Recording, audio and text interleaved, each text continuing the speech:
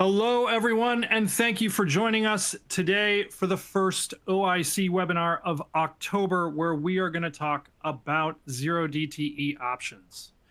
You have undoubtedly seen a ton of headlines about this very topic, and hopefully today I'm going to give you some unbiased information about the move to shorter duration options, the history of those developments, and a few ways to conceive of how these shorter duration options, both from a risk and a benefits perspective, exist within the larger ecosystem of the options universe. Today, we're going to dig into some of the dynamic relationships between optionality and time, most broadly. And then we're going to dive into the specific relationships that exist for the Greeks that measure option risk as they pertain to the days to expiration for an option.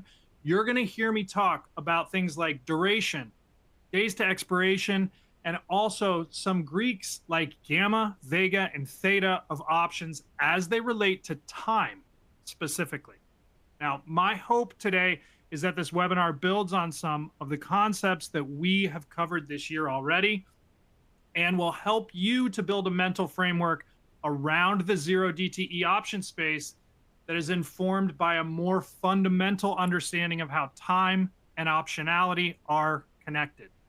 Once we're able to build that fundamental knowledge base, you're going to be surprised at how many different ways you can apply that understanding, with our ultimate goal here to be able to help you to apply that understanding when you're looking at an options matrix that's right in front of you, and hopefully using what you've learned to make more well-informed decisions on your own behalf in the marketplace. My name is Matt Cashman. I'm the principal of investor education at OCC, as well as an options industry council instructor. Quick background on myself: I started trading in 1998. I've been an options trader ever since. I got my start in Chicago on the floor of the CBOE, trading equity and index options, and then quickly moved to London, where I traded interest rate options there. And then eventually I moved back stateside, where I started and ran an index options market making operation for the better part of about a decade in Chicago. Currently, I work at OCC helping individuals and investors to better understand both the risks and the benefits of exchange-traded options through efforts like our webinar today. Now, we always include a disclaimer to make our lawyers happy. Look at all those happy lawyers over there. Options involve risk. They're not suitable for everyone. Any strategy that I discuss, including examples of actual securities, price data, everything strictly for illustrative and educational purposes. Please do not construe them as an endorsement, recommendation, or solicitation to buy or sell securities. Past performance not a guarantee of future results, etc., etc. One other bit of housekeeping: the following trademarks, logos, and service marks displayed are owned wholly by the Options Clearing Corporation. You're going to see them used throughout the presentation today. Now, a quick bit about OIC, Options Industry Council. OIC is the educational arm of our parent company, the Options Clearing Corporation, which is OCC. OCC is the largest clearing corporation of equity and index.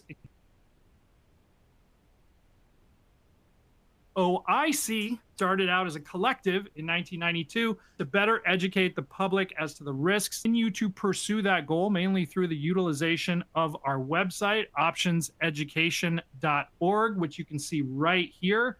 This is a resource that I encourage everyone to check out, because there you're going to find online courses, podcasts, videos, and webinars, much like the one that you are watching right now. We are able to provide all of these services free of charge to the public because we're fully funded by our parent corporation, the OCC, the Options Clearing Corporation. Now, I work on a fantastic team at the OIC, the Investor Services Desk, or the Investor Education Desk, where I sit with 3 other colleagues, 2 of which are answering your questions via the chat today during our presentation. Make sure to say hello to Ken and Mark. And when you ask questions, please be patient. Oftentimes, a lot of questions will come in at the same time. They're going to do their best to get you an answer as the webinar is happening. If for some reason you don't get an answer to your question today, send us email questions related to options at this email address, options@theocc.com. That Email address goes to a desk that is staffed by 4 people. Ken, Mark, myself, and Roma. Amongst the 4 of us, we have over 100 years of industry experience. We love to answer questions about options. This is a free service that we extend to the public as well. It's important to note we're not registered investment advisors, so we can't direct you on trades or suggest investment strategies.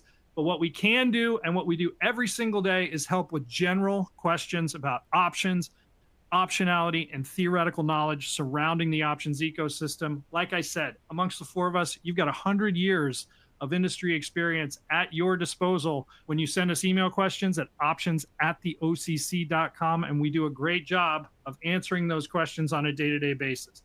Please send us email questions there. So let's dive right in.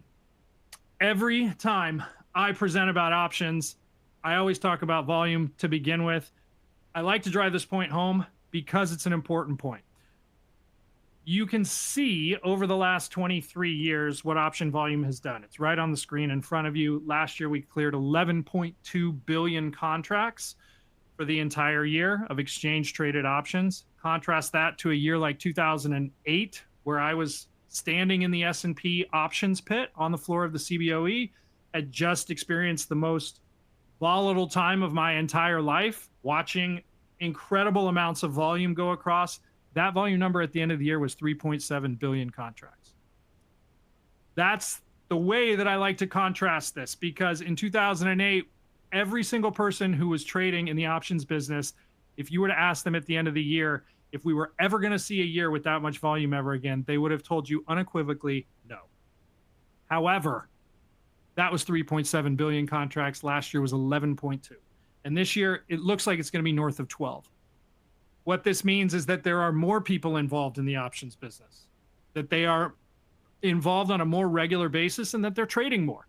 What that means, from my perspective as an options educator, is that what I do is that much more vital to making sure we build out everyone's understanding and create a healthy, functioning marketplace that's transparent, where everyone understands what they're doing when they're pressing the buttons on their mouse and trading through their brokerage firm. So that's why I present this information at the beginning. It's important to understand what volume has done, because it informs everyone's idea about what's going on in the marketplace. With that out of the way, let's talk about what we're going to talk about 0DTE today. We're going to talk about the steps toward daily expirations. How did we get here? Everyone knows that we're here now. You see all of the headlines about 0DTE options. I'm going to explain to you what they are, but I'm also going to explain to you how we got here, because we didn't always have daily expirations. I'll tell you how we got here. Then we're going to talk about the sensitivity of options as time passes. When you take time out of an option, different things happen to that option based on its duration. And I'm going to show you how you can think about optionality as it pertains to time in a very general way.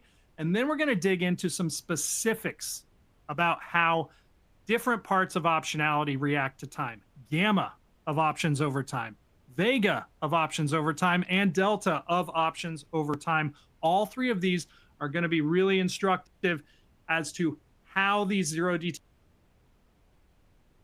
options function, because they're short duration options. Amounts of gamma, Vega, and Delta in them because of their duration. At the end, I'm going to give you something called the move comparison, and I'm going to show you how the same move in an underlying can affect some optionality that has different durations in much, much different ways. Hopefully we'll have time for Q&A. I think we will. Let's dive right in. DTE equals days to expiration. When I first created this presentation and I sent it through our legal team, they essentially said, you can't talk about 0DTE without telling people what DTE stands for. And I thought about it at first. I was like, really? And then I thought, yeah, you're right. DTE equals days to expiration. So if you're talking about an option that has 30 DTE in it, has 30 days until it expires. 10 days to expiration. 5 days to expiration. And 0DTE options are 0 days to expiration, meaning a 0DTE option is expiring that day. Now, that doesn't mean that it was listed that day. it means that it's expiring that day. There's a big difference between those two things. A 0 DTE option is merely an option that has reached its expiration date. It's reached the end of its life cycle.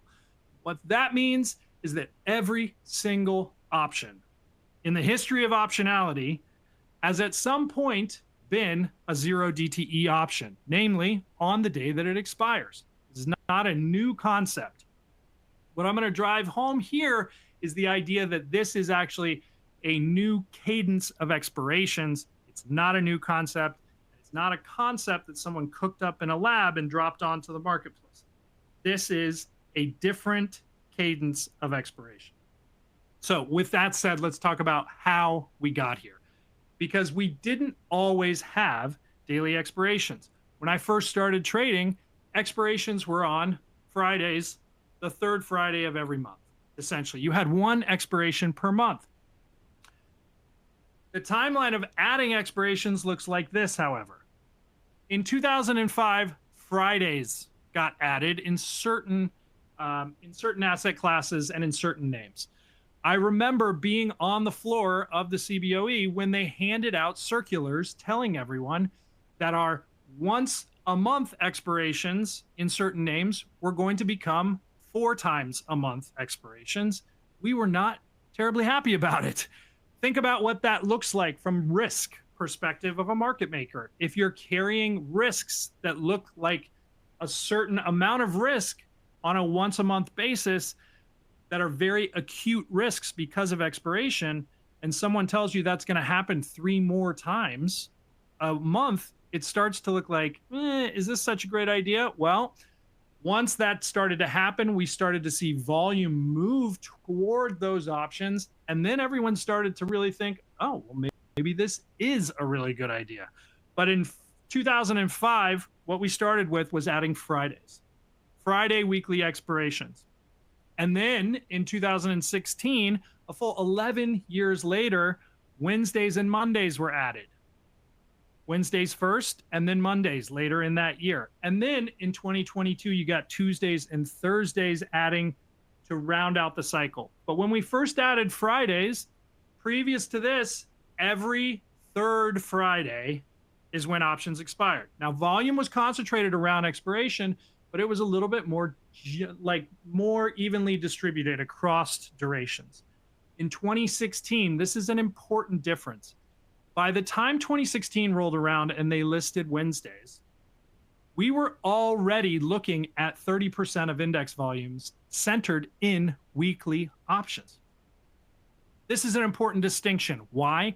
Because much of the rhetoric that you hear about 0 DTE options is about their theoretical systemic risk because of the amount of volume that has rotated into these 0 DTE options in the index space.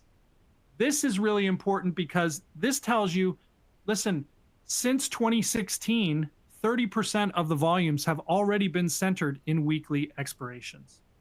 And that only went up as we started to add Mondays. You started to move north of 30%.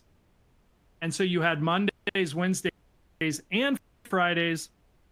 And then guess what? You add Tuesdays and Thursdays in 2022. Have is the actual way, the cadence that expirations look now, which is in a product that has 0 DTE options. You have a Monday, Tuesday, Wednesday, Thursday, and Friday expiration. At this point in 2022, what we saw was that north of 40% of index volumes were centered in these weekly options. Now, if you look at this relative to 2005, it looks like a big shift, and it is. But I also want you to look at how long it took us to get there. This is not something that happened last week. This is something that has been happening for 20 years almost, and it's taken a long time for us to get there, and it's happened in steps. So keep that in mind when you're thinking about how people talk about these options, because this is not something that happened very recently. What ended up happening was in 2022, we rounded out the cycle and got these expirations that happened on every single day in certain products, but it's been happening for a long time. Let's talk about the sensitivity of options as time comes out of them. How does time influence option pricing? As expiration approaches, the in-the-money options tend toward the upper bound of 100, and the out-of-the-money options tend toward the lower bound of 0 when you're talking about delta. What does that mean? That means if you're dealing with an in-the-money option and you take time out of that option, and that's the only thing that you change, that option inherently becomes more in the money, meaning its delta tends more toward the 100 bound to the upside. Conversely, if you're dealing with an out of the money option and you take time out of that option, you allow time to pass and nothing else changes, the actual delta of that option tends toward the 0 bound of 0, meaning that delta goes lower over time, or it becomes more out of the money. What that means is that in the money options, as time passes, become more in the money. Out of the money options, as time passes, become more out of the money. How does gamma affect when time moves around? Gamma is highest in short-term options and in at-the-money options. We'll talk about both of those things. I'll give you some graphs of what that looks like a little bit later in this presentation. But what that means is that as you pull time out, gamma increases for those at-the-money options. It also means that it decreases for the out of the money options. If you're looking for an option that has the highest gamma on the board, look no further than the option that is right about to expire, that is at the money, because that's where optionality gamma is most concentrated, in an option that is right about to expire and is directly at the money. Theta, which is the companion Greek to gamma most of the time, theta of an option is the 1-day theoretical decay, and it is generally centered in an option's value. What that means is that as you're getting closer to expiration, theta becomes more concentrated in those at-the-money options because you're limiting the amount of time.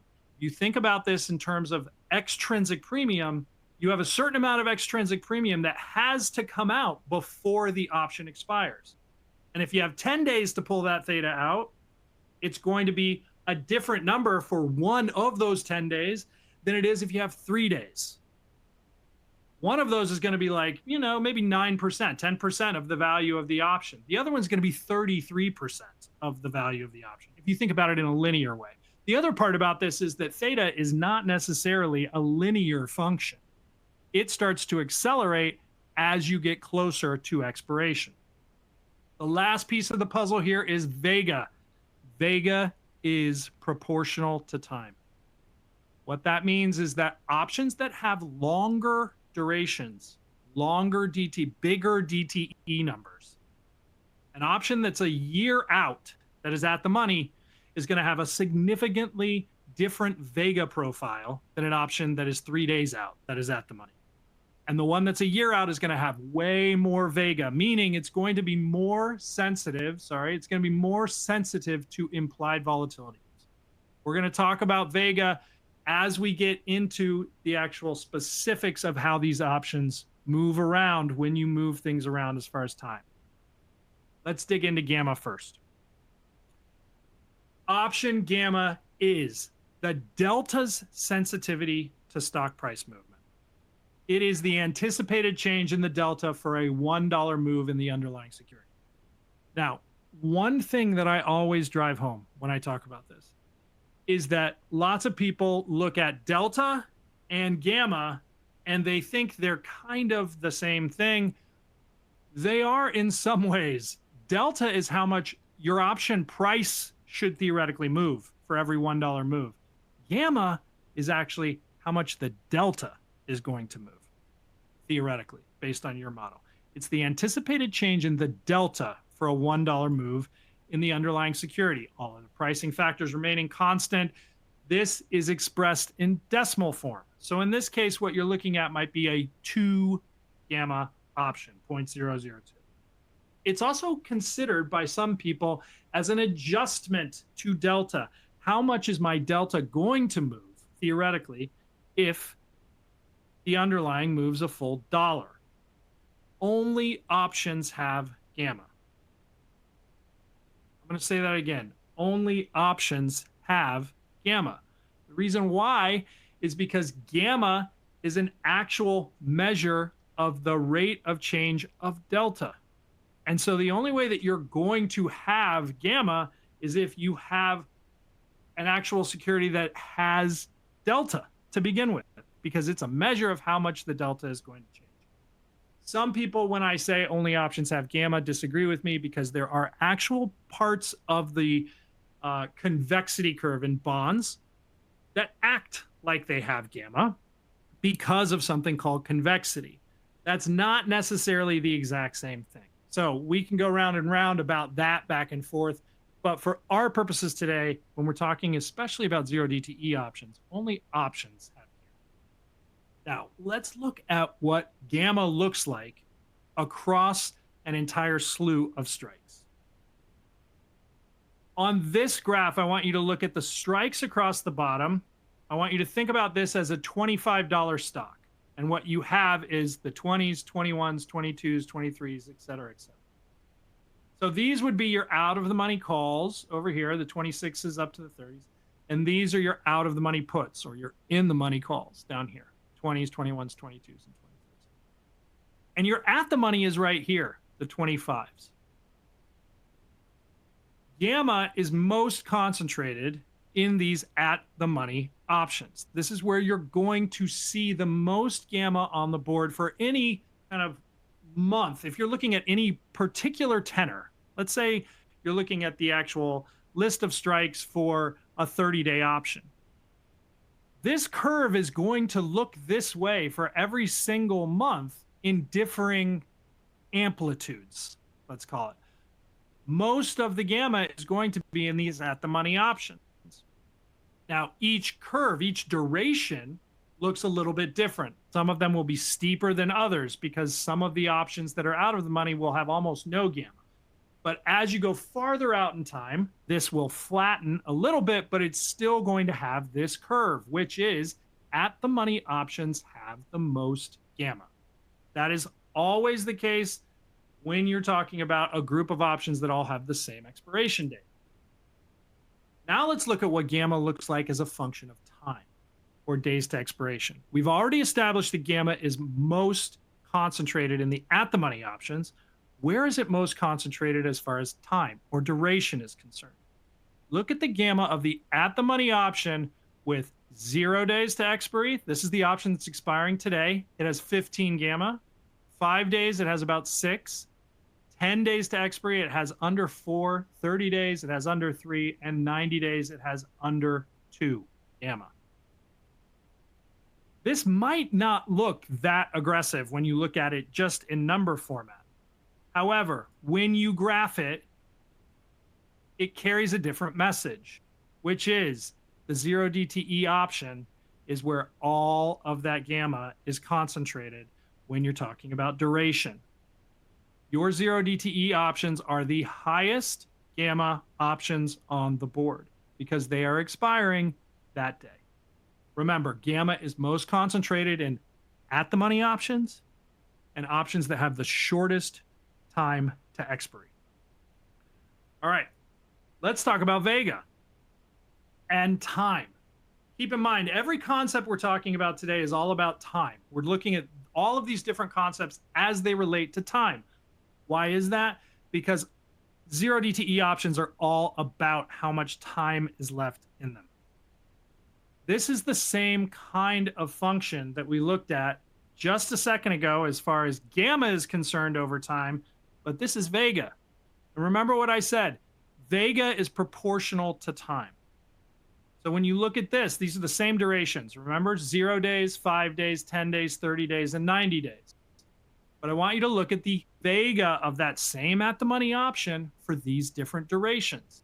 You'll notice not only is it going the opposite direction, but the curve looks a little different as well. It's not quite as stark a difference between the 0 and the 5 day, or the 5 and the 10 day. The reason why is because this looks a lot more proportional. It doesn't have quite the same hockey stick function And it goes the opposite direction. The more Vega in the optionality is centered in the longer duration option. The longer an option has, as far as duration is concerned, if it's an at the money option, it's going to have more Vega. That means that option is going to be more sensitive to implied volatility moves, because Vega is a measure of how much your option should move if you move implied vol 1%. What does this mean when you're talking about 0DTE options? 0DTE options essentially have almost no Vega. The reason why is because they have almost no time in them.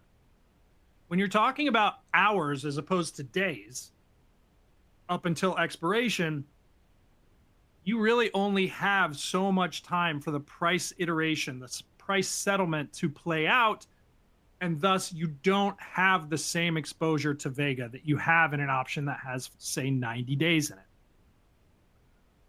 Now, let's overlay this on top of each other. Gamma versus Vega across that same function of time. And what you'll see is that this gamma function that we looked at first is very pronounced in that at the money right up front 0-day option. But what you'll also see is what I just explained, which is it has almost no Vega in it. And as you move out in time, out in duration, the mixture of gamma versus Vega starts to flip. Once you get out to these 90-day options, you have options that have a significant amount of Vega in them, but very little gamma. That's going to change the actual risk profile of that option significantly. It's going to be what I would refer to as a Vega-rich option, whereas this option up front, these 0DTE options, are going to be a gamma-rich option. This is where your 0DTE options live. Lots of gamma, very little Vega. All right, now let's talk about delta of options over time. Option delta is your option value sensitivity stock price. It's the expected change in an option's price up or down for each $1 move in underlying. You can subset delta into three main buckets. High delta options are approaching that 100 bound. These are in the money options, deep in the money options. If you were trading, for instance, what we looked at earlier, a $25 stock, for instance, the $15 call is going to be a fairly deep in the money option. You have at the money options. That's the second bucket. Those are those deltas around 50. Those are going to be around the at the money strike. If you've got a $50 stock, the options around the $50 strike are going to be considered your at the money options. And then you have far out of the money options, which are lower deltas, approaching almost zero. These are options that are 3, 4, 5, 6 standard deviations away from the at the money option. These are going to be significantly out of the money calls or significantly out of the money puts.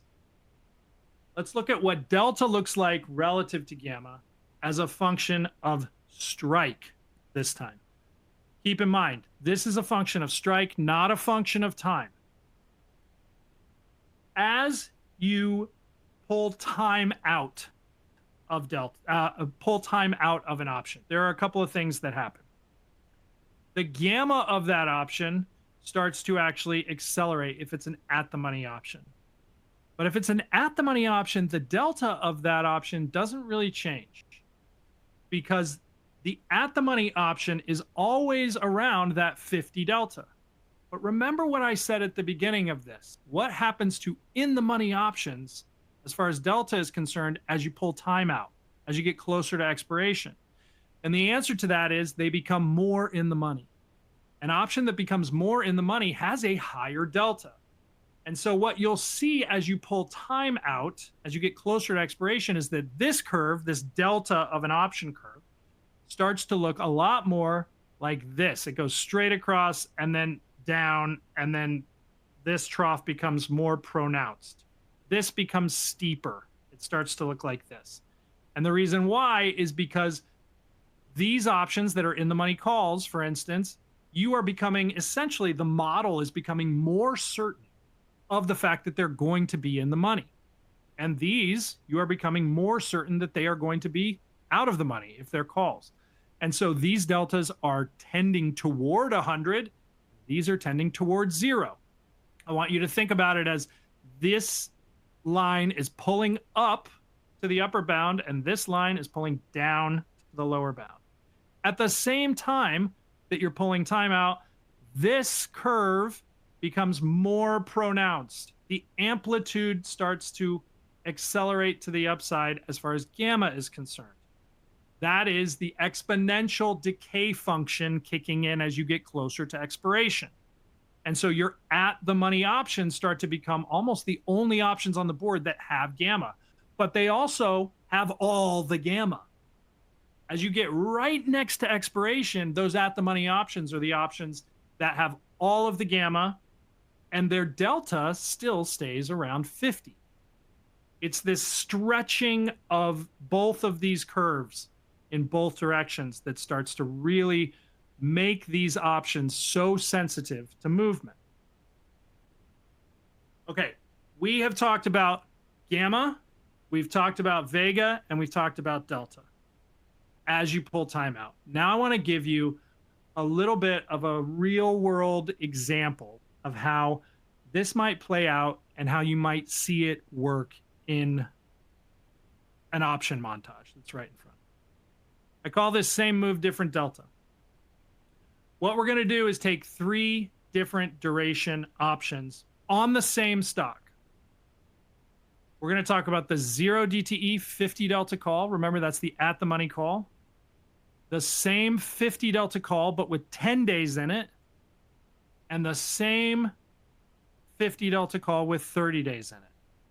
So we have a 0-day option expiring today, a 10-day option, and a 30-day option. If you look at this, let's pretend for today's explanation, all these are on the same stock. The underlying is $100. It's a $100 stock, and they all have the same implied vol, 50 vol. The implied vol for all of these options is the same. With those things lining up like that, what you end up with is, let's say, a call price on that 0 DTE option of 105. The 10-day option, the call price is 353, and the 30-day option is 601. Remember what we talked about as far as gamma is concerned. It looks like a hockey stick when you're talking about at the money options. As you add duration, the gamma is going to be significantly lower. So 15 gamma on this option, less than 5 on this one, and less than 3 on this one. Now, this is the different option part. This is the same move part. We're going to take that stock up $5 to 105. It started out trading 100, and we're dealing with that 50 delta call, which is the $100 call in all 3 of these situations. Same move. Stock goes up $5 to 105. New call price here is 502. Why? Because you're basically in the money now. Remember, the stock's trading 105, and this is the $100 strike. And so you're dealing with an option that's significantly in the money. It has moved to a new call price of 502. This new call price looks like $6.70, and this one looks like $9. Remember where we started. This one's worth a 105, this one was worth 353, and this one was worth $6, basically. Now, when we look at this, and you look at how much these options moved relative to that $5 move, you might look at this and say, well, this isn't really that different. They all moved relatively close to $3 or $4 in price. And if we were to just look at this metric, I would say, yes, you're 100% correct. The 0 DTE option moved a little bit more because it has gained more delta because it's closer to expiration. However, the part that is somewhat, well, let's not call it, the part that is a stark difference between all of these and amongst all of these options is this. Remember where we started. This was a $1 option. Now it's a $5 option. How much in percentage terms did that move? It moved 378% of its value. This one moved 89%, and this one moved 50%. When we get rhetoric about why these options could be considered a systemic issue or a risk event, this is what people point to. The reason why is because if you're talking about buying a 30-day option that costs $6, and let's say you have $200,000 to spend, you're not going to be able to buy nearly as many of these as you are the $1 option that expires today. And so when you think about 378% moves as far as the actual notional value is concerned, that makes a big difference relative to a 50% move back here on this $6 option. The important part to think about in this case is that these moves are not always great for options. And what that means when I say that is that if you were to look at this and say, well, I'm long this $1 call, I'm long this $3.50 call, I'm long this $6 call, and the stock went up $5, and this is my return, that's all well and good. But my job is to teach you about risks and benefits, right? We just looked at benefits, potential benefits of theoretically owning a call in a situation like this, and why some people might look at this and say that this is a quote unquote systemic risk.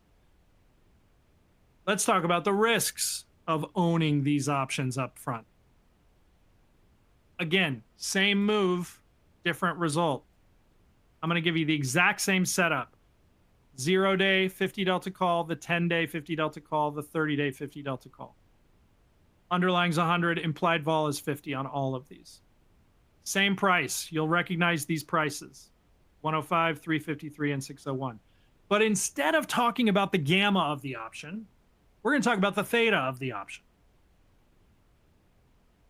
This option's theta is 105, which is 100% of its value. Why? Because it's expiring today. At the end of the day, if nothing happens, this option goes out without value. This 10-day option has 9 more price iterations built into it than this one does. And so its theta is only 16 cents. Of that $3.53 of value, theoretically 16.39 cents should come out if nothing happens. The 30-day option is similar. It has 30 price iterations or 29 more price iterations in it than this one does. And so its theta is less than 10 cents. Now we're going to talk about same move, different result. Except in this case, the move is nothing. The stock is unchanged. Stock doesn't, you're not dealing with something where it goes up $5. You're not dealing with it going down $5. This is totally placid.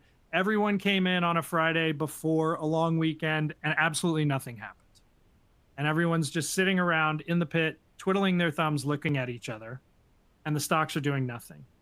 New call price here is 0. Why? Because it expired today. And if nothing happened, all of this extrinsic premium has to come out by the end of the day. And guess what? It does.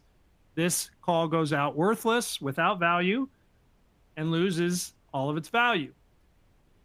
This decays by 16 cents, the amount of theta that we thought for a 24-hour period of time, down to $3.36.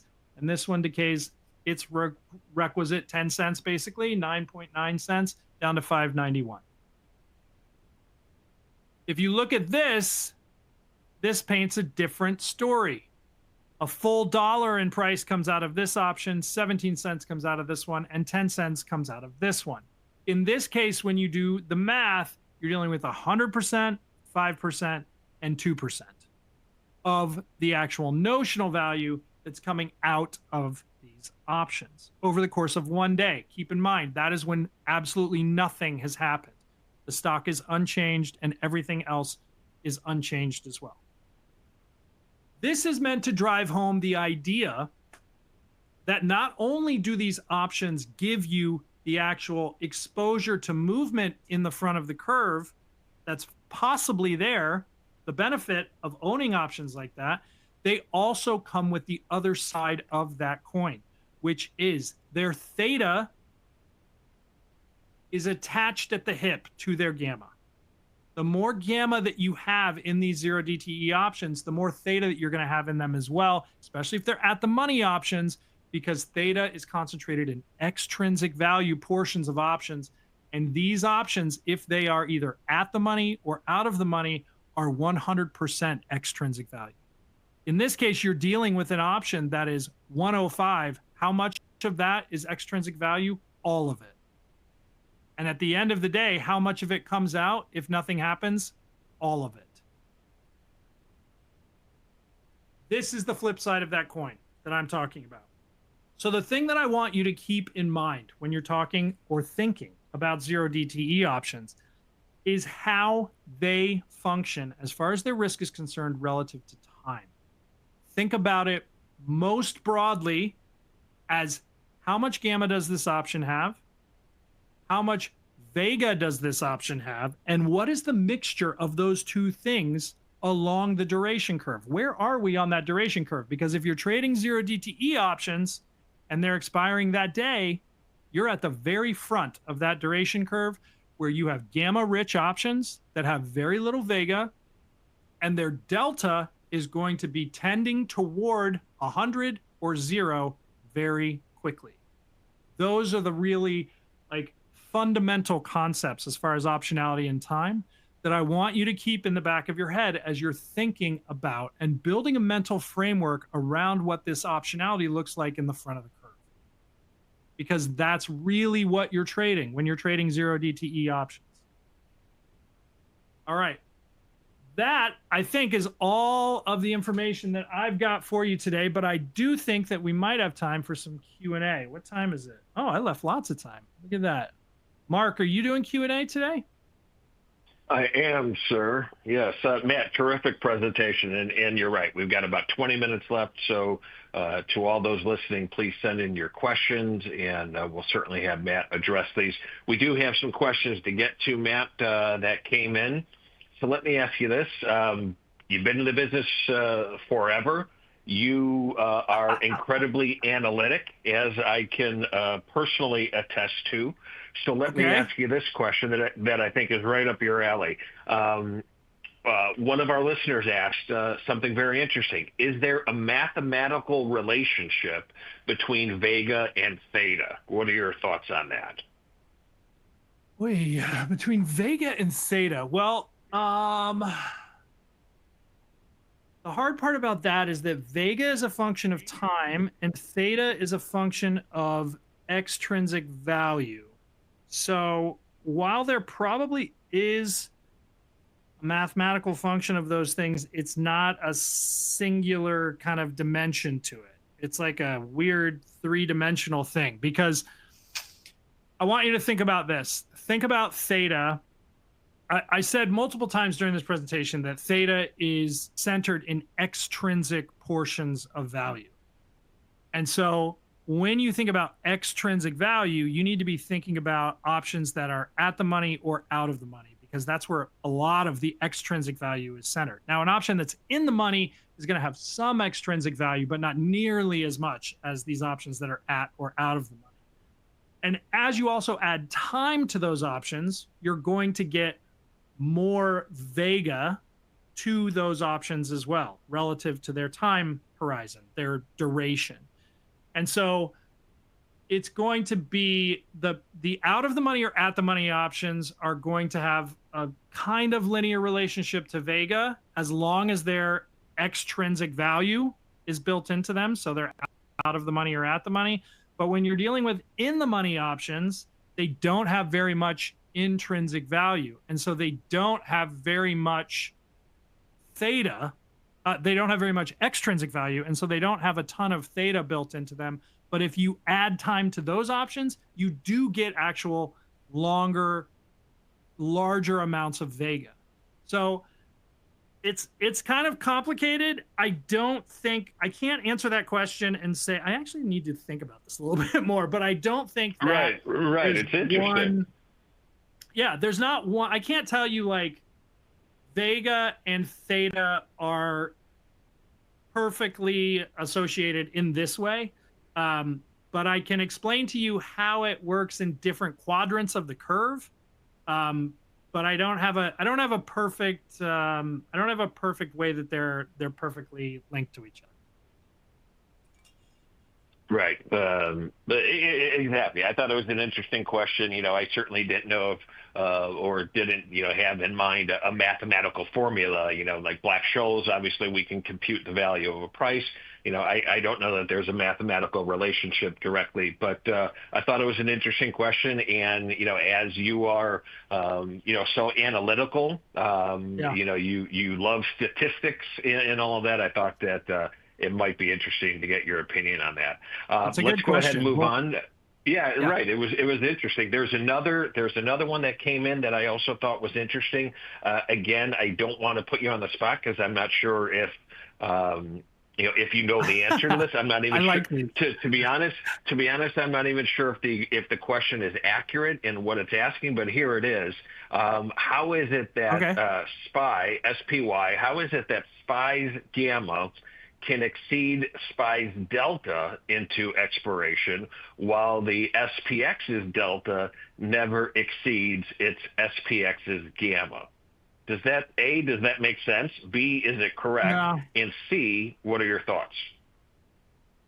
I don't. It doesn't really make sense. The actual optionality that exists in SPY options, as far as gamma relative to delta, is going to be almost exactly the same as it is in SPX options. The main difference between them is going to be the deliverable of those options, but that doesn't really have anything that grossly affects the optionality in that way. The question is interesting in asking, how is it that SPY options can have more, their gamma can exceed their delta? It doesn't.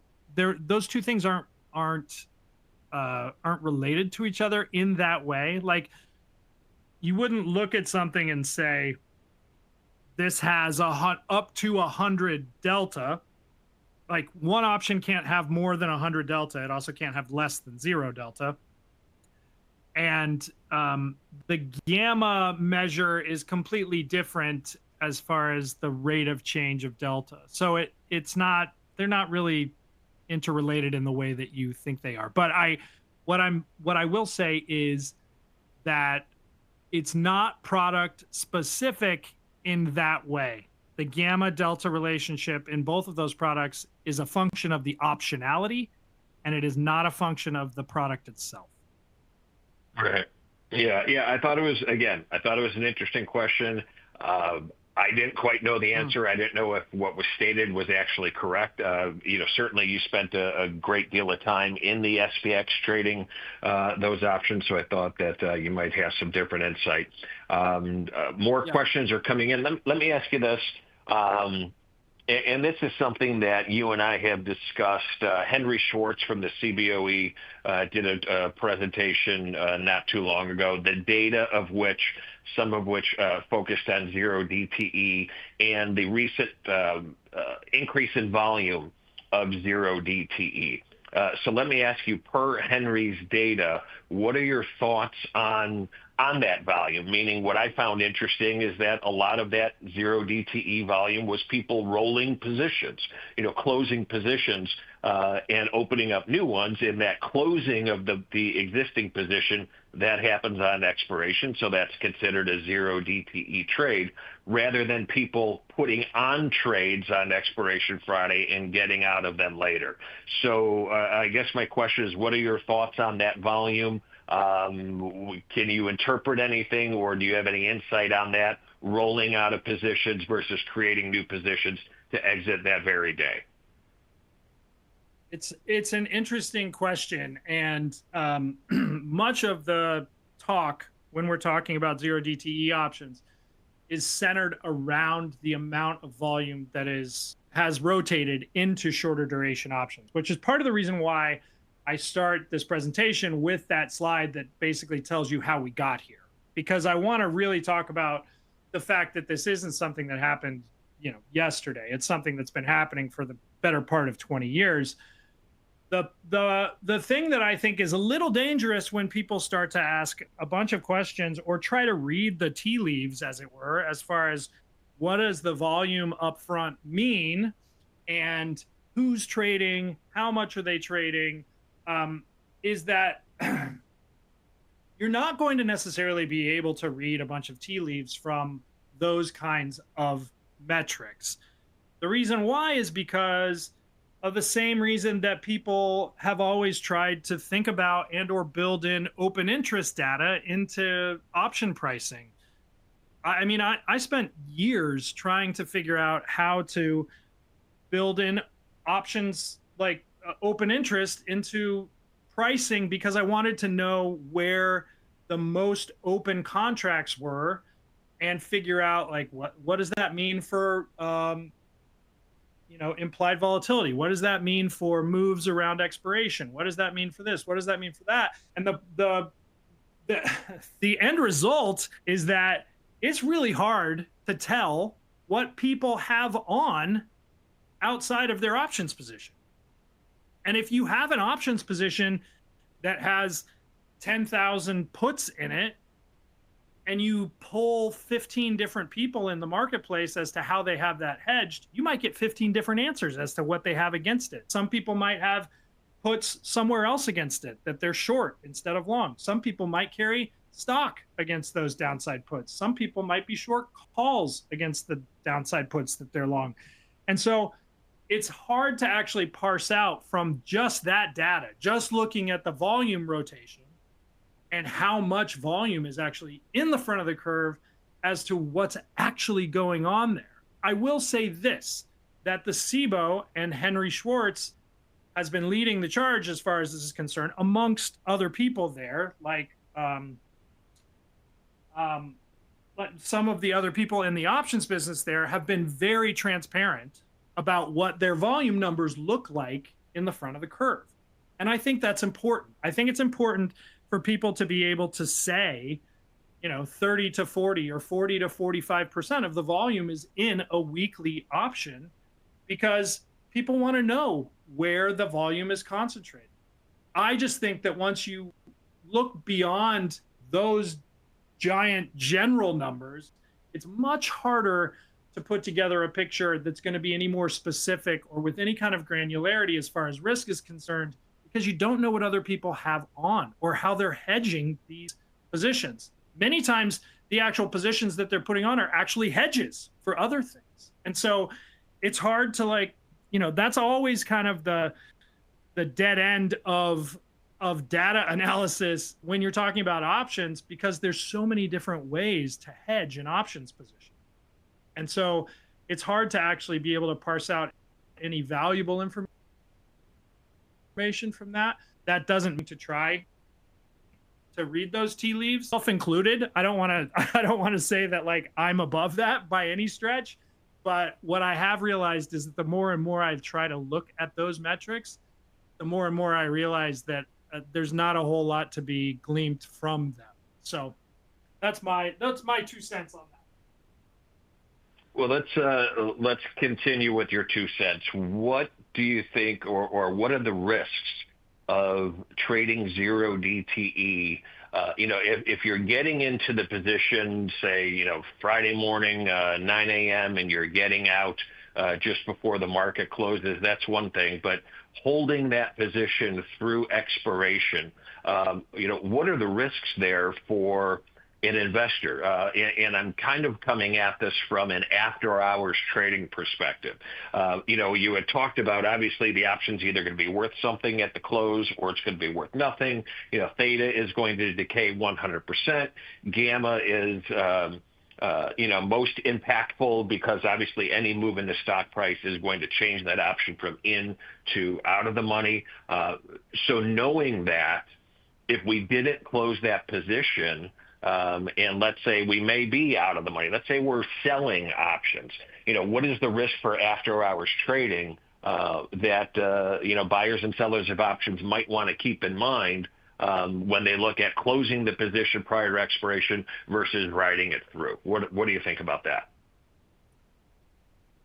Well, most of these weekly expirations are going to be PM expiration, right? They're PM expiry, and most of them are going to also be cash settled options. So what you get with that is that you don't necessarily have to worry about some of the other things that you would necessarily worry about when you're dealing with something like an equity option that might be an American style option or might have some potential issues with early exercise or things of that nature. So carrying options like this into the close have the same risks that you're going to incur with any options position that gets close to an expiration, which is as you get into the expiry and as you get close to that expiry, particularly if you're dealing with an option that's an at the money or an out of the slightly out of the money option or slightly in the money option, anything around the at the money is going to carry a good chunk of gamma with it and a good chunk of theta with it.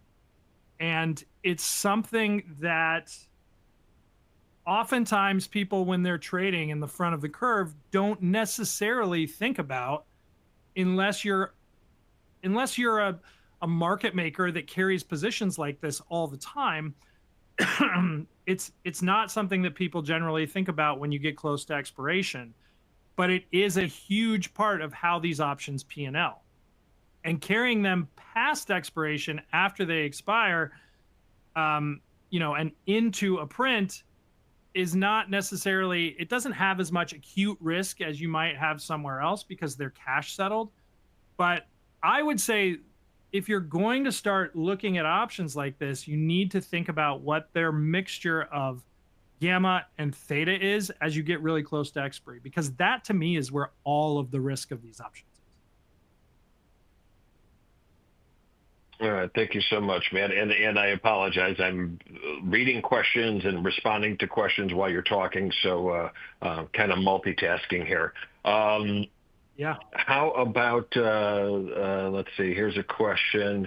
Can you go over again, you were talking about how gamma is greatest at expiration for at the money options. Does that mean that gamma for any longer term options is kind of irrelevant? What are your thoughts? It's not irrelevant. It's just not as much a mixture up front. It's not as much, it doesn't play as large a role in the risk reward ratio for that option as it does if it had less duration in it. Remember what I said about gamma relative to time and Vega relative to time. As you add duration to an option, it becomes more of a Vega rich option, which means it's going to be more sensitive to implied vol moves. So if the implied vol moves from 20 to 50, the option that has 90 days in it is going to move a lot because it has a lot of Vega in it. But if the option that's way up front that only has 2 days in it, if that implied vol moves from 20 to 50, it might not move at all. It might move, 5 cents or 10 cents because it doesn't have any Vega in it. It's only got 2 days of time in it. And so when you're dealing with things like that, I don't want you to think about like when you go into the back of the curve, the gamma doesn't matter because it does matter. It's just a continuum based on time. That's the whole crux of this presentation, is that you need to think about these things as a continuum based on duration. And as you get farther out in the curve, you end up with options that have more Vega and less gamma. But as you get closer to expiration, you have options that have far more gamma and less Vega. But again, it's a continuum, right? It's a curve. And so you need to think about it in that way. I encourage people to think about it that way. And I know that some people don't necessarily like to think about optionality in this way. Many times people will say like, I don't really care about the gamma and theta of the options relative to time. I just want to know how to make money in 0 DTE options. And my point to you is, well, I appreciate that perspective, but that doesn't do anybody any real good when we're talking about this as far as optionality and risk. My job is to teach you how optionality works. And the beautiful part about optionality is that once you learn how it works more broadly, you can use those concepts and apply them to every single asset class out there. And not only to all of the asset classes, you can apply them to like personal decisions in your life. I think about optionality ways as far as like, even in my personal life, I think about optionality. But it's all based on the same continuum. The same continuum of options that have more time have more vega. They're more sensitive to implied vol. Options that have less time have more gamma. They're more sensitive to underlying movement.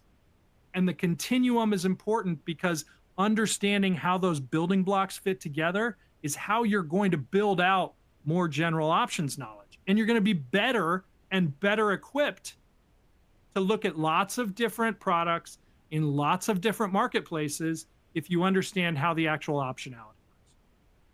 You know, you bring up a good point because I was just responding to one of the questions that the gist of it is basically, you know, the reason I attend these webinars is because I want to learn how to make money. And my response to this individual is, you know, as you had mentioned in the beginning, we don't provide advice, we don't make recommendations, but what we try to do is provide education so that people can fully understand a concept. And once you fully understand something, you're going to have a higher probability of success because now you know what to look out for, you know what's involved, et cetera. So, you know, to echo what you were just saying, you know, we're not here necessarily to make people, to help them make money. We're here to help them understand that the choices that they make, what the ramifications of those will be. Yeah, our job is to help you understand how to like build a mental framework around optionality and understand risk broadly, right? That's not my job. Isn't to teach you how to make money. If you want to go do that, you can do that lots of different places. But from our perspective, our job is to teach about risk and optionality, and then allow you to use all of that however you want to use it. There's lots of different ways to use it, but it's important that you understand the building blocks first. Right, absolutely. Looks like we're about a minute over, Matt. Terrific job. I'm going to go ahead and sign off. So close it out, and terrific presentation as always. Right on. Thank you, everyone who joined us today. I hope we got to all of your questions. And if you didn't get your question answered, make sure again to send us those email questions at options@theocc.com right here. Also, next week, next Wednesday on the 16th, again at 3:30 p.m. Central Time, I'm going to be talking about ETF and index options, comparing how those options are similar and how they're different, a little comparing and contrasting ETF and index options.